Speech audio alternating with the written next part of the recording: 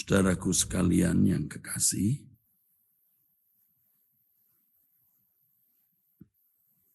kita bersyukur kalau kita bisa melewati hari-hari yang panjang ini, hari ke-34 ya, 34 dari doa puasa kita, saudara.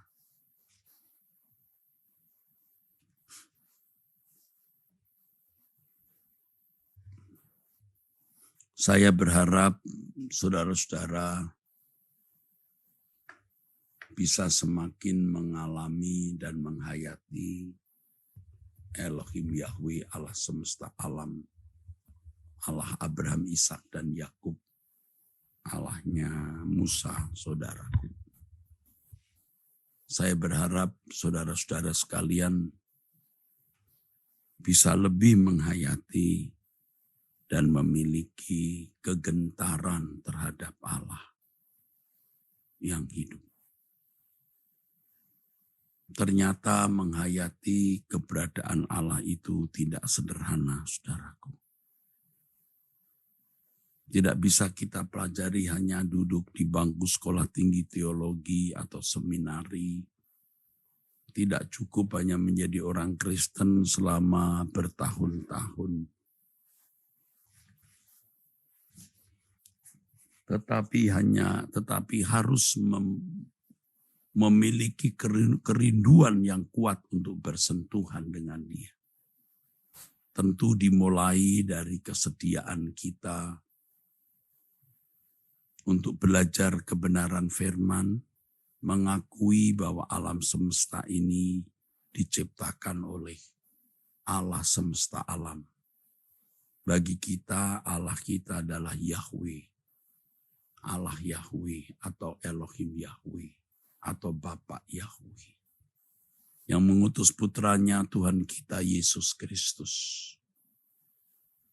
ya, menjadi manusia yang dalam segala hal disamakan dengan kita dan memikul dosa-dosa kita di kayu salib.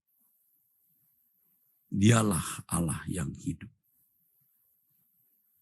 Mempercayai, meyakini bahwa Allah itu ada dengan segala pengetahuan tentang Allah yang ditulis di Alkitab dan yang ditulis oleh para penulis Kristen, tidak cukup membaca itu semua.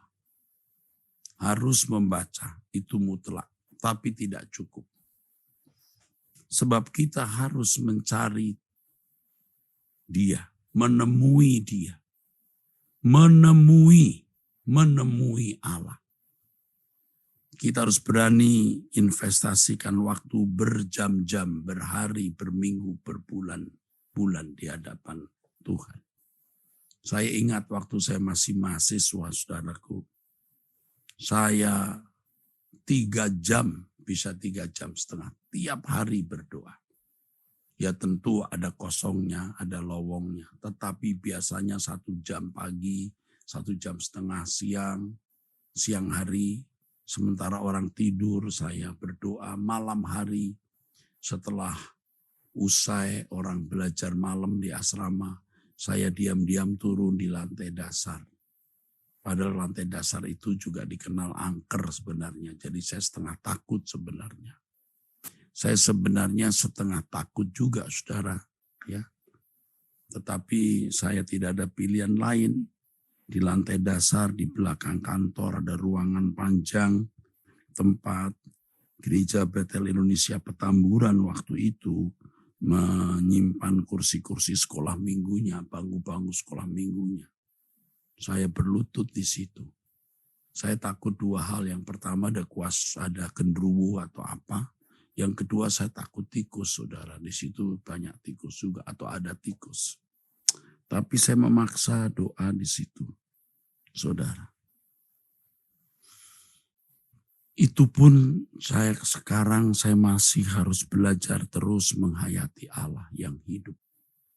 Menghayati Tuhan yang hidup. Jatuh bangun, saudara. Tetap mencari Allah. Nah, saudara harus mencari Allah. Harus berani mencari Allah. Bahwa Dia bukan dongeng, Dia bukan mitos. Dia bukan fiksi yang dikarang, dia Allah yang hidup. Apa yang diceritakan di dalam Alkitab itu fakta. Fakta sejarah itu historis. Itu bukan dongeng. Dan Allah yang ditulis di Alkitab itu Allah yang berkuasa di jagat yang sama yang kita hidup hari ini. Dan peristiwa-peristiwa itu di bumi di mana kita hidup. Dan Allah yang dikisahkan Alkitab yang ditulis oleh Alkitab, ditulis dalam Alkitab, Allah yang hidup dan maha hadir, yang tahtanya tidak bergeser sedikit pun, Allah yang tidak berubah. Saudaraku, ini perlu saudara pahami dengan benar, ya. Saudara harus pahami dengan benar. Kita harus menghayati Elohim Yahweh dengan mencari Dia. Mencari Dia. Berani investasikan waktu kita. Ya, berjam-jam, berhari-hari, berminggu-minggu, berbulan-bulan, bertahun-tahun. Sampai kita bisa menemukan sentuhan Allah. Jiwa kita bisa menyentuh atau Allah menyentuh jiwa kita. Yang ini tidak bisa dijelaskan. Tidak bisa dijelaskan. Karena saudara harus mengalami langsung, saudaraku. Mengalami langsung. Ini tidak bisa diajarkan. Jadi ada hal yang bisa diajarkan dengan kata-kata, tetapi ada yang tidak bisa diajarkan dengan kata-kata. Harus dialami langsung oleh saudara. Melalui doa, ya. Kalau saya berkata berdoa bukan hanya mengucapkan kalimat, menyampaikan permintaan atau memuji menyembah dengan kata-kata, tapi juga duduk diam, menghayati adanya Allah. Ini melatih iman kita, melatih keyakinan yang murni dan tulus, melatih diri kita untuk menghayati Allah yang hidup.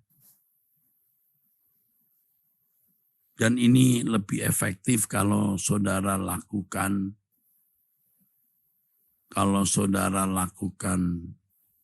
tengah malam misalnya. Atau pada waktu-waktu di mana saudara tidak memikirkan hal lain. Saudara tutup pintu kamar. Gadget di-off-kan atau dimatikan lalu kita mencari wajahnya. Ini bukan pekerjaan mudah, saudara. Orang bisa belajar teologi berjam-jam di perpustakaan, berjam-jam setiap hari. Tapi untuk duduk diam 30 menit, belum tentu dia sanggup. Dan ternyata memang banyak yang tidak sanggup, saudaraku.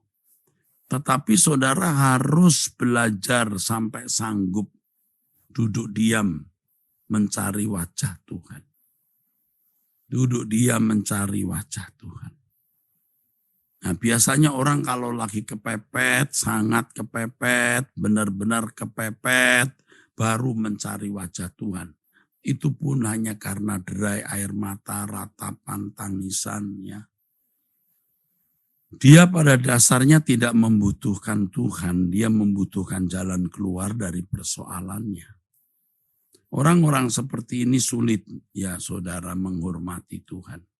Sebab ia berurusan dengan Tuhan hanya karena mau memanfaatkan Tuhan, memanfaatkan kuasanya, memanfaatkan berkat-berkatnya, saudaraku.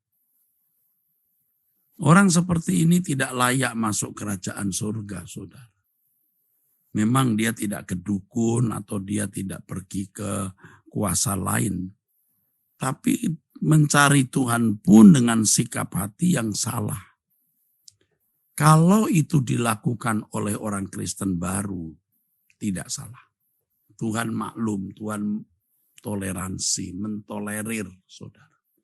Tetapi kalau kita sudah berpuluh-puluh tahun jadi orang Kristen, berurusan dengan Tuhan hanya karena kita membutuhkan pertolongannya, itu kan kurang ajar saudara. Janganlah. Ayo kita mencari Tuhan dengan sungguh-sungguh, kita memiliki nurani yang bersih, supaya kita bisa menilai orang dengan benar. Tidak menghakimi, menghukum. Menghukum itu artinya menilai lalu memberikan eksekusi atau menjatuhkan vonis. Saudara, itu namanya menghukum. Ada penaltinya. Dan banyak orang menghukum orang dengan menilai lalu mengata-ngatai di media sosial. Itulah hukuman yang dijatuhkan ke orang tersebut. Dikata-katai biar namanya buruk, atau dia sakit hati, dia malu. Seandainya yang dikata-kata itu benar, itu pun salah, saudara. Di hadapan Tuhan. Apalagi kalau yang dikata-katai itu tidak benar. Lebih mengerikan. Tapi kita jangan ikut-ikut, jangan memperhitungkan, jangan memperdulikan. Kita diam. Diam, diam, diam. Yang penting kita benahi diri kita untuk menghadap pengadilan Tuhan.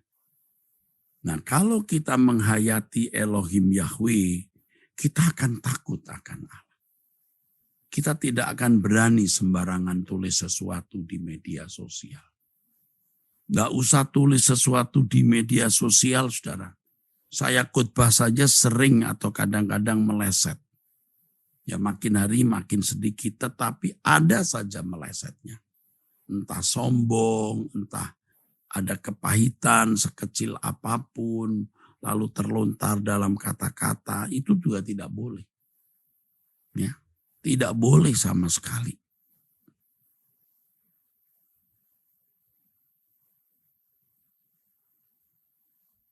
Jadi, ya saudaraku,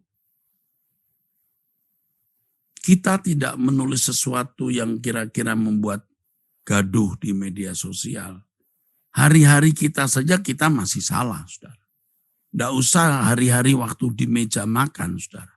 Di mimbar pun kita kadang-kadang masih salah. Saya khotbah di mimbar. Terlontar kata-kata yang sebenarnya didorong oleh rasa marah, rasa pahit, rasa tidak mengampuni, rasa tidak bisa menerima suatu kenyataan. Itu bisa. Saya sadar, aduh salah nih. Minta ampun Tuhan, besok lagi saya perbaharui, jangan bikin salah. Masih saja ada salahnya. Kita itu masih banyak salah, saudara.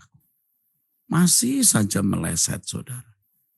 Apalagi kalau kita sengaja tulis sesuatu di media sosial. Aduh, yang itu tidak menjadi berkat. Makanya untuk itu kita harus takut akan Allah. Kita harus mencari wajahnya, menghayati kehadiran Allah. Oh indah sekali, saudara. Kita mau dimiliki Allah. Kalau kita tunduk, kalau kita hidup suci, kalau kita hidup tak bercacat, tak bercela, dan meninggalkan percintaan dunia. Ayo kita tinggalkan dunia, saudara. Kita masih bisa menikmati hidup kok. Menikmati pemandangan alam, wisata, keluar negeri, tidak salah, saudara. Punya rumah tidak salah. Menikmati kebersamaan dengan teman, makan bersama, aduh indah saudara, tidak salah. Tapi tidak terikat sama sekali.